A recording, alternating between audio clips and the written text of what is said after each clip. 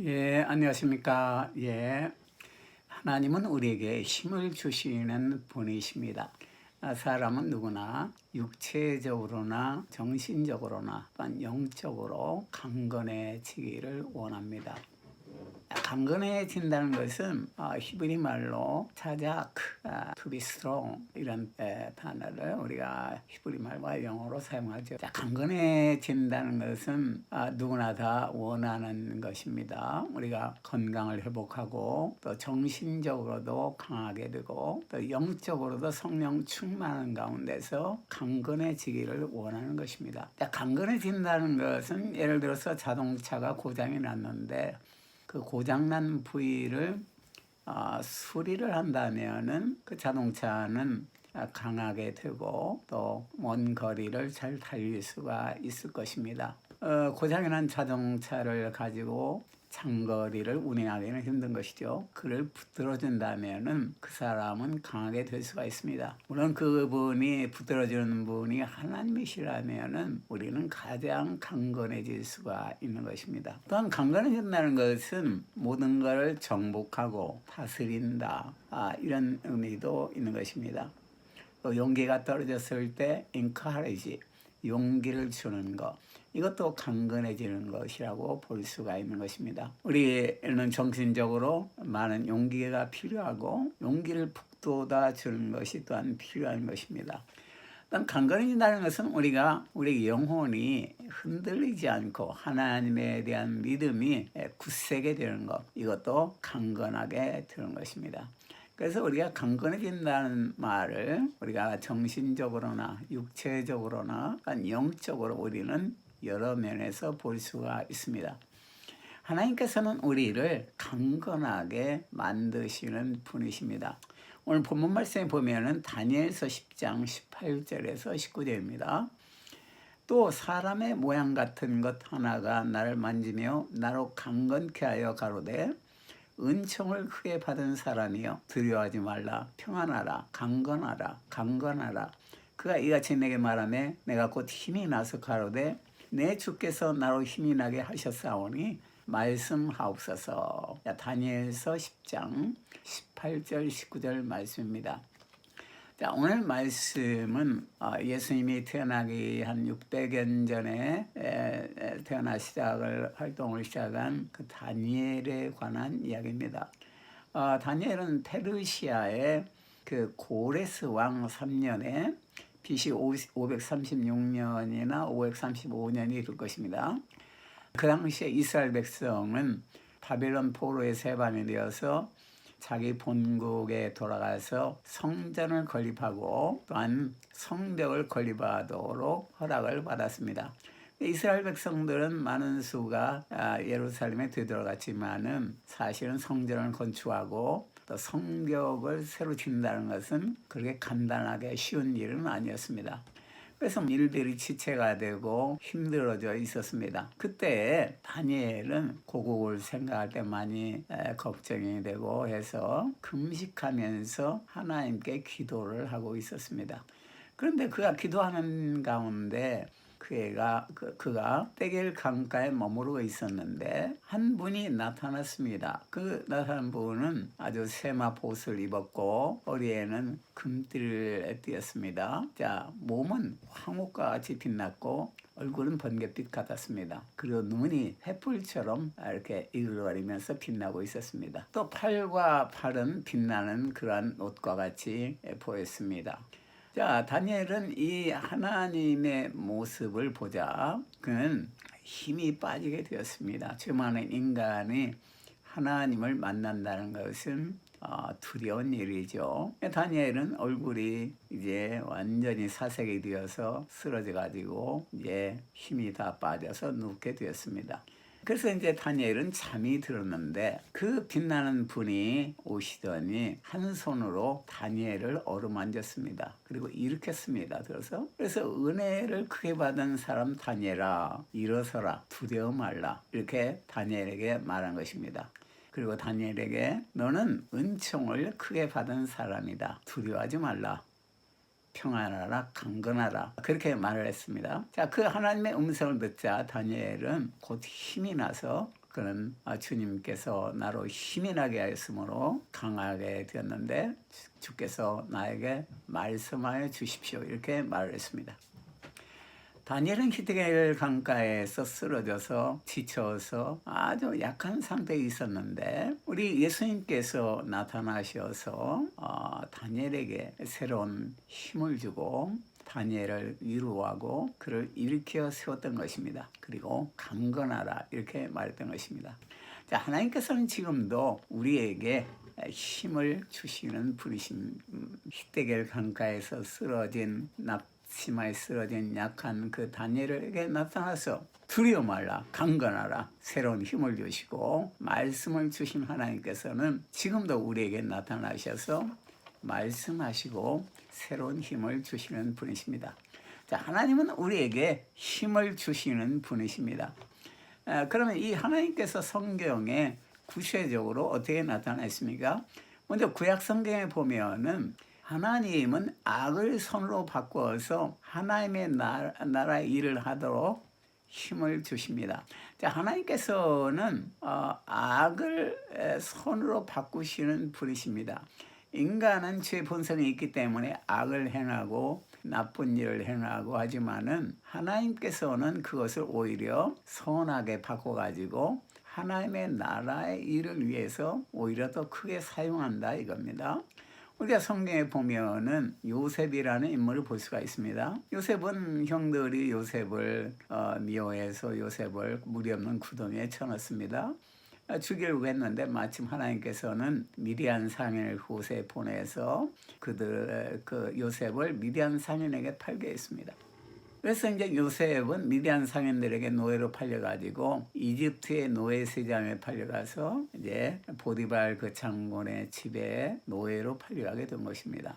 자, 우리가 객관적으로 현실적으로 생각할 때 요셉은 참 버려진 인물이었습니다. 많은 형제간들에게서 버림을 받아서 무리 없는 구덩이에 던짐을 받았고 그는 소망이 없어 보였습니다. 그런데 하나님께서는 그 시대에 정확하게 미디안 상인들을 그곳에 보내가지고 그를 노예로 사게 해서 에집트로 인도했습니다. 그리고 나중에는 결국은 에집트의 왕의 꿈을 해석함으로 그는 총리가 되었고 또 그 7년의 풍년과 7년의 흉년을 통해서 요셉은 좋은 경제 정책을 실행해서 그 당시에 중동과 세계의 많은 그 주거되는 사람들을 살리는 그런 일을 했습니다. 물론 그는 그 식량의 문제만을 해결한 것이 아니고 하나님의 이름을 이방 땅에 드높인 그러한 정치가가 되었던 것입니다. 하나님은 악을 바꿔서 선을 행하시는 그런 분이십니다. 지금 아무리 악에 흉망한다 할지라도 하나님은 그것을 합리화의 선을 이루시고 하나님의 나라를 위해서 사용한다 이겁니다.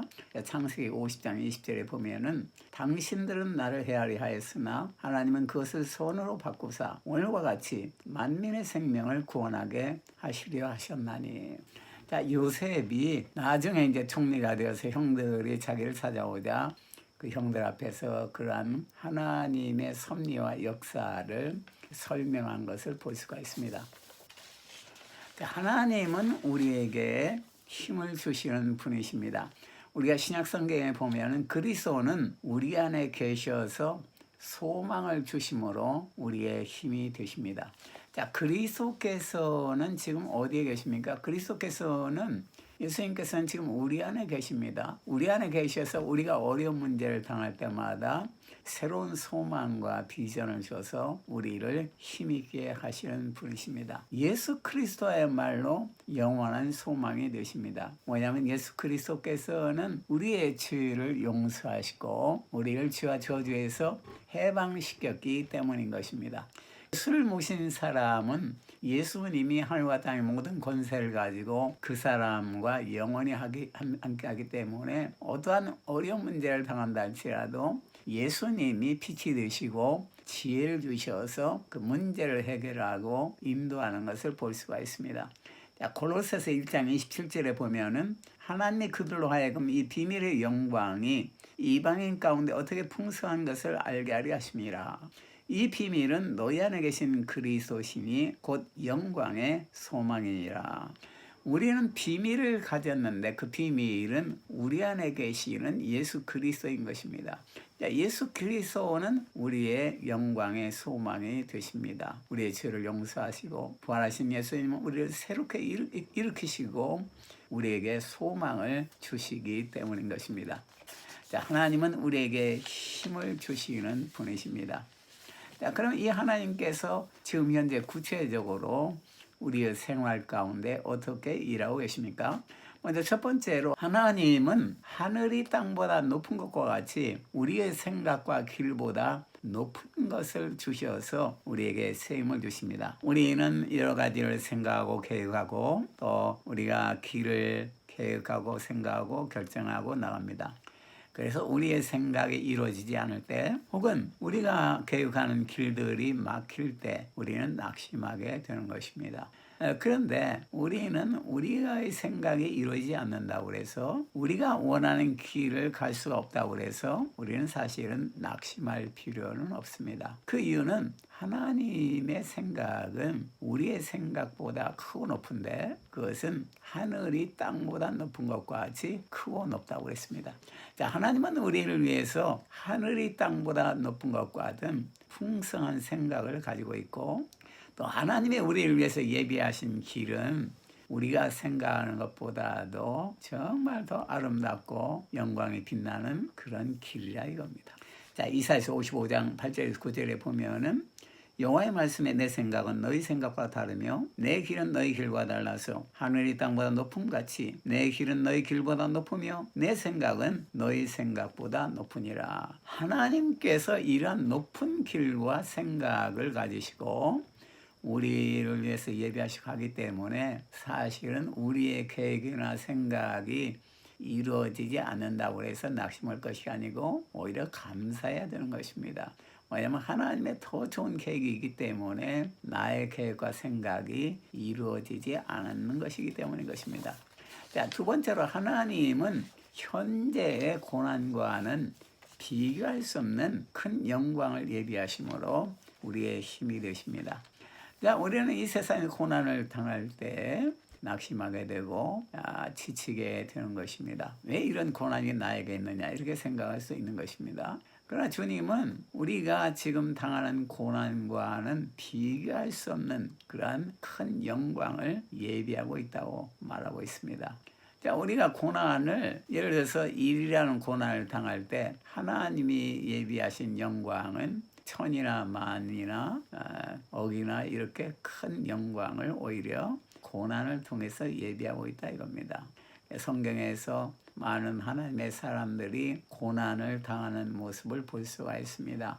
광야에 버림을 받아서 고난을 당했지만은 80세 노인이었던 모세를 하나님 영광의 그릇으로 하나님의 나라를 위해서 귀한 그릇으로 쓰셨습니다. 또 우리가 욥을 보더라도 극심한 고난 가운데서 이제 가정이 어려움을 당했지만은 그러나 하나님께서 그 모든 것을 회복시키시고 새롭게 축복을 준 것을 봅니다. 우리가 사도 바울의 고난을 우리가 생각할 수가 있지만은 바울은 나중에 나를 위해서 주님께서 의의 면류관을 예비하고 계시다 이렇게 그는 고백을 했습니다. 로마서 8장 18절은 말합니다. 생각컨대 현재의 고난은 장차 우리에게 나타날 영광과 좋게 비교할 수 없도다. 자, 좋게 비교할 수 없는 그런 아름다운 영광을 하나님은 고난을 당하는 우리에게 예비하고 있다 이겁니다. 자, 세 번째로 하나님은 우리가 환난을 당할 때에 세상을 이겨주심으로 우리가 승리하게 하십니다. 또 힘이 되게 하십니다.